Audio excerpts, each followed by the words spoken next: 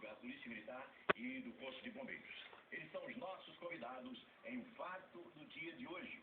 Nós estamos conversando, nós abordamos hoje a caminhada Ceará Pede Socorro, que está sendo organizada pelas esposas dos soldados para o próximo sábado, às 3h30 da tarde, no aterro da Praia de Iracema, a partir do aterro da Praia de Iracema. Deixa eu começar com a senhora, dona Nina. Faz exatamente 31 dias que a senhora esteve aqui conosco anunciando a disposição de promoverem essa caminhada. E eu lhe confesso, eu acho que não preciso pedir desculpas não, porque eu sei que a senhora sabe mais do que eu, que a missão é difícil. Eu achei que vocês não iam conseguir. Não, com certeza. A gente, nessa caminhada de 31 dias, a gente não parou nem somente um. Em todo local que a gente está sendo convidada para participar, para explanar o que vai ser a caminhada, porque muitas pessoas elas observam o que é, mas tem até medo de participar. Você diz, Nina, participa, vem aqui na associação, na entidade aqui, para a gente saber o que realmente, qual é a sua missão desse dia lá. Então a gente vai, explica, convida, está sendo divulgado em vários sites, né? Redes sociais de modo geral. Sociais, de modo geral. São os sites das associações, né? Dos servidores, dos bairros. E aí está se expandindo, né? Então, assim, graças a Deus está sendo muito bem aceito. E até mesmo quando a gente começou, Tadeu, eu confesso que a gente até tem medo de não ter muita aceitação. Mas agora não, a gente está bem tranquilo e estamos aí, né? Estamos confiantes, a gente chama a sociedade realmente para estar lá com a gente. A gente está conscientizando que a gente precisa de dar um grito, para dizer, a gente tem que dizer não à violência, porque a gente não suporta mais. Quando eu achei que vocês não iam conseguir realizar esse feito, não foi duvidando da falta de motivos, não. A senhora, inclusive, nos expôs muito bem a angústia de vocês, a angústia da categoria dos maridos, que acaba afetando as relações familiares. Mas foi porque eu imaginei que, a partir da coisa tornada tão pública, haveria por parte do Estado, da Secretaria de Segurança, da cúpula do Estado, um restabelecimento de relações que pudesse lhe dissuadir disso aí a partir do surgimento de um diálogo, que pudesse amenizar essas angústias, novas promessas, outros tratamentos. No fundo, todo mundo deseja ser tratado com atenção. E isso não aconteceu. Não aconteceu. Infelizmente, hoje os servidores da segurança pública, da saúde, da educação, estão muito desmotivados, são todos, né? Porque a partir do momento que o governo não chama para conversar, são vários movimentos sociais que estão aí na rua, é o Detran, é a educação, a saúde, a ANC, e eles não chamam, professores, ignoram. médicos. Exatamente. E eles simplesmente ignoram, não chamam o pessoal da categoria para conversar. E a polícia, às vezes, eu sempre falo, quando alguém cita mais uma caminhada, mais um movimento que vocês vão fazer, e é desse daí que aquela paralisação de 2011 da Polícia Militar aconteceu. Porque o Pedro Queiroz aqui é testemunho, desde o começo, a luta dele é mais antiga do que a minha, pela melhoria da segurança pública, que reuniões e reuniões, e nunca a gente chegava a lugar nenhum. Eles sempre passavam, sempre, né, protelavam, e a gente sem ter uma esperança de uma mudança, né? Quer dizer, que a gente gritava por saúde que não tinha. Na época nós não tinha nem um plano do ICEC, a gente não tinha uma escala definida, a gente não tinha um vale alimentação, a gente não tinha um salário justo, que até agora ainda não tem. Vamos lutar para melhorar. Mas assim, simplesmente aí estourou aquilo da lei.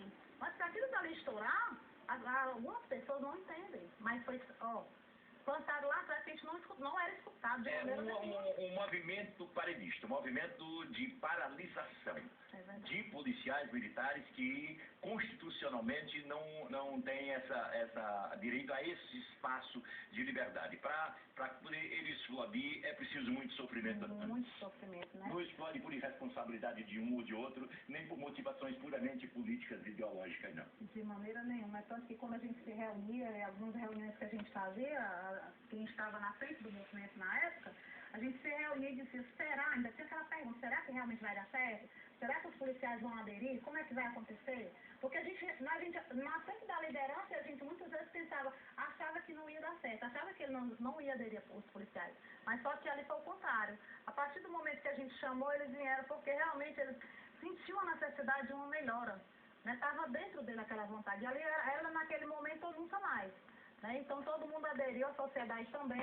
Agora é hora de nós, como Associação das Esposas, lutar também, porque nós também somos sociedade, não é só família, nós não somos só família militar, nós somos sociedade também, agora de fazer algo pela sociedade, que naquele movimento apoiou a gente, todo mundo apoiou, então agora o movimento das mulheres vai fazer um movimento para que melhore a qualidade de segurança pública para a sociedade. Porque é nas mulheres, é na família, é em casa que deságua, não é?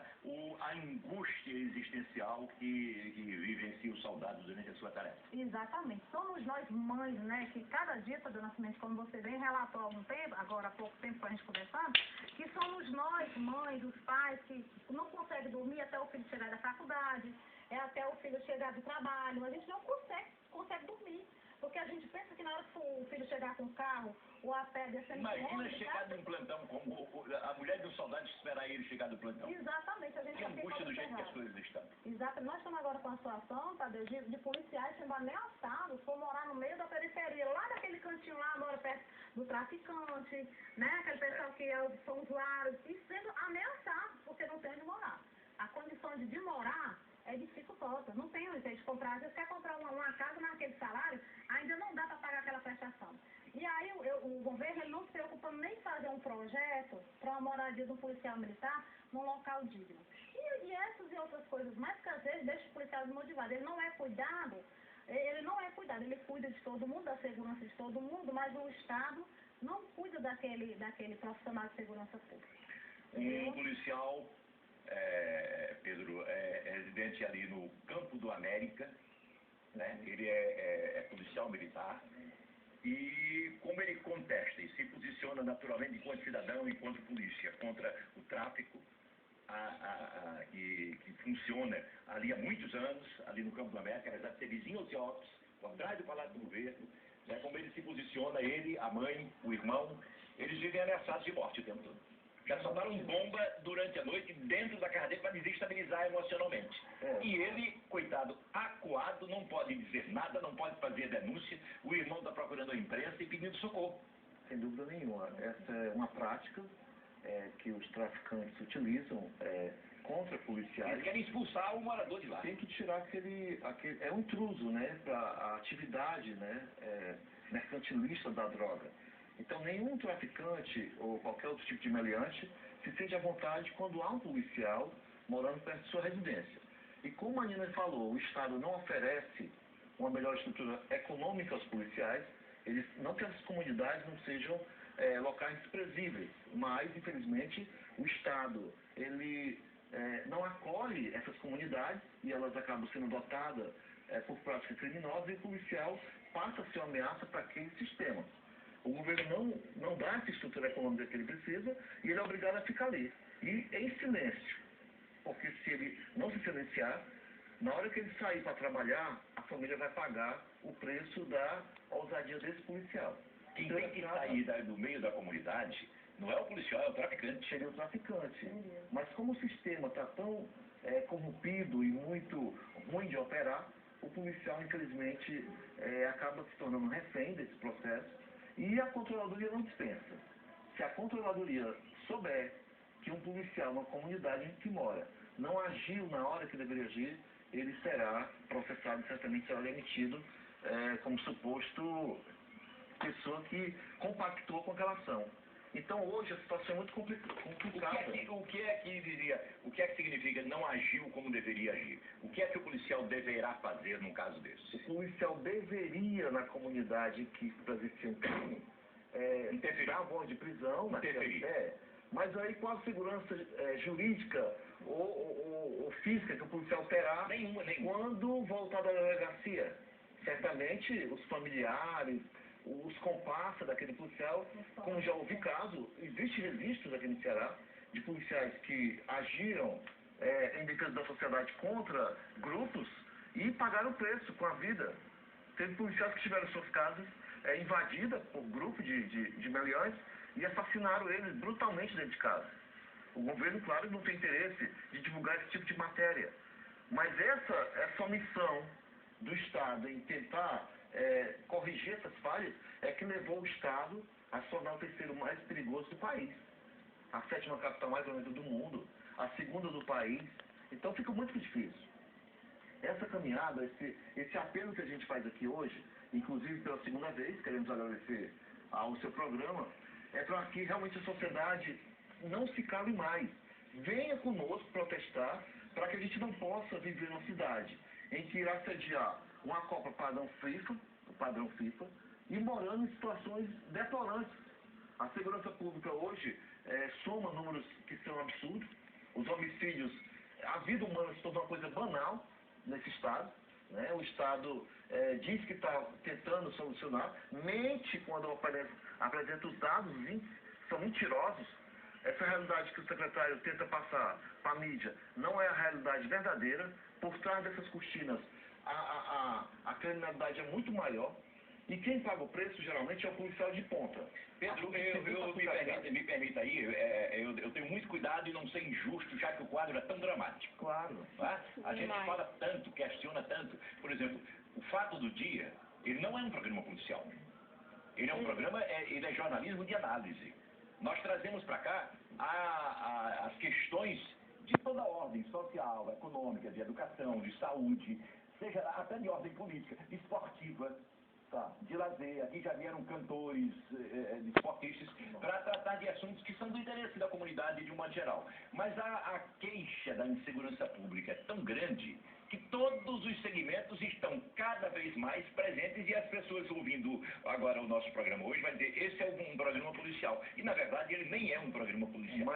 Por isso, me permita concluir. Você disse que a polícia mente quando conta alguns dados. No meu entender, nós analisamos aqui nas redações, eu acho que a segurança pública mostra até, permite, até o governo, de um modo geral, permite até serem divulgadas estatísticas que são muito cruéis contra o próprio Estado. Imagine a verdadeira. Se aquele divulga você já acha cruel, imagine a estatística verdadeira que ele não anuncia. E, com todo respeito à questão de programas policiais ou não, hoje, qual é o programa nesse país que não tem a matéria policial? O Fantástico consome 60% de matéria na área do crime. O Jornal Nacional do mesmo jeito, o Jornal da Globo do mesmo jeito. Hoje não existe mais um programa que não seja do gênero policial que despreze a matéria, porque não tem como mais, não tem como se esconder mais esse cenário tem que ser desmanchado. Há comportamentos de quadrilha e comportamentos de bandido em todos os setores da sociedade. Claro, inclusive nos mais elegantes, né, nos mais bem vestidos. Os que deveriam ser mais creditados. E esses é que são os mais cruéis, porque ele rouba o povo. Né? O meliante, rabo de cabra ou de galinha, ele rouba o cidadão. O engravatado do colarinho branco rouba a sociedade, rouba o povo todo. E rouba a dignidade do povo. Sem dúvida nenhuma. Rouba a dignidade da nação. Então é essa indignação que motivou as esposas, com apoio da associação, a fazer esse manifesto. E como você disse, passaram 31 dias, e a gente conseguiu, nesses 31 dias, trazer segmentos dos mais diferentes ramo profissional, a medicina, o pedagogo, o construtor civil, o líder comunitário. Então, não tem ninguém satisfeito, Pedro. Não tenho. A grande preocupação é que todos estão infelizes e todo mundo está com medo. Nós tivemos um depoimento lá de um comerciante da Vila Manuel Sátiro, o Victor da farmácia, que disse que não aguenta mais sustentar a bandidagem. Todo o lucro que ele tem diário, no final do dia, ao cair da noite, é repassado para os bandidos que vão lá anunciar. E todos os comerciantes daquela área, Vila Manuel Sátiro, Mudubim, Pajuçara, Aracapé, todos não aguentam mais o número de criminalidade que tem ocorrido, inclusive com homicídios. Nós estamos acostumados a ver e ouvir relatos como esse que você está fazendo. Mas eu não sei se vocês tiveram a oportunidade de assistir o Fato de ontem. Esteve aqui conosco o representante do Sindipostos. Ele é assessor econômico e veio como porta-voz do presidente o Sindicato dos Postos de Combustíveis.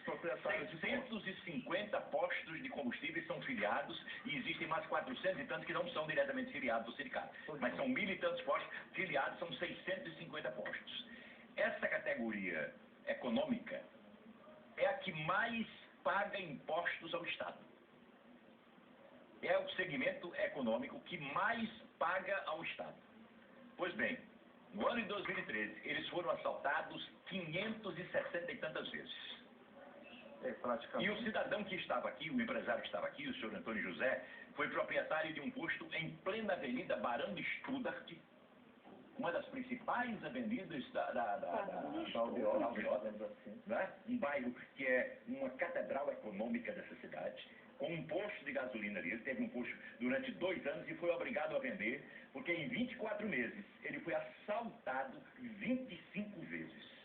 Todo dia, né, praticamente. Ou seja, o segmento que mais paga não tem nenhuma proteção do Estado. Não Nenhuma. tem.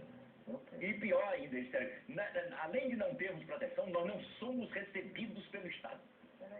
A gente só tem acesso à Secretaria da Fazenda, porque é a Secretaria da Fazenda quem tem acesso a nós, para cobrar. Para cobrar imposto. Mas nem negociar nada, nem discutir nada, nem ouvir nada, nenhum setor do governo recebe o segmento econômico que mais paga. E só para esclarecimento, quando a Nina falou e você instigou a falar, o movimento paredista, mesmo não sendo a Constituição tuteladora desse processo para policial militar, ele foi necessário acontecer porque o número de suicídios praticados por policiais, o número de famílias que estavam sendo dissolvidas, o número de policiais que estavam sendo acidentados dentro do sistema da polícia militar era uma coisa sem precedentes. E, fazendo uso das suas palavras, o governo não atendia. Nós passamos 5 anos pedindo ao governo todo mês que abrisse um diálogo com a categoria para que ele pudesse pelo menos tomar conhecimento da tragédia que estava acontecendo no Ceará. E ele não conseguia fazer essa leitura. O produto que hoje o Estado está produzindo de criminalidade, ele foi anunciado há 5, 6 anos atrás. Mas como o governo não quis ouvir quem fazia polícia e estava conseguindo fazer a leitura de que o caos já estava se instalando, e aí então aconteceu o que aconteceu. Hoje, você tem uma ideia, a situação está tão ruim na segurança pública que os próprios agentes, os próprios policiais já não têm estrutura psicológica para trabalhar. Uma pergunta que eu quero fazer a você, só para fechar esse bloco, e que tem tudo a ver com a reação das esposas que a dona Nina aqui representa. Uhum. É verdade que são mais de 1.500 policiais sob tutela psiquiátrica? No ano de 2013, foram mais de 1.500 licenças médicas concedidas para a patologia psiquiátrica. E só para fazer uma comparação, só esse ano passado foram 1.500. Só esse ano, de janeiro a março, já foram 661. De janeiro a março? De janeiro a março, já foram 661 licenças médicas na patologia psiquiátrica. Eu achei um tanto escandaloso, mas de repente o comandante tentou mostrar essa história de outro jeito e acabou revelando que são 200 por mês. 200 por mês. E uma doutora que é psicóloga lá disse que você tem uma média de 10 por semana. Então, somando tudo, dá exatamente isso, dá mais do que isso. Dá mais. Uma psicóloga, ele tentou desmentir os meus números, que eu apurei minuciosamente. E acabou contando que ia ter. E ele acabaram confirmando o que eu havia falado. E a profissional de saúde, que é voluntária do batalhão de choque, que por sinal é um batalhão até com gratificação superior aos demais grupamentos de policiais, também deu um depoimento que confirmou tudo que a gente havia falado. São os maridos das suas colegas. Com certeza. E o que leva a isso daí é o assédio moral dentro dos quartéis.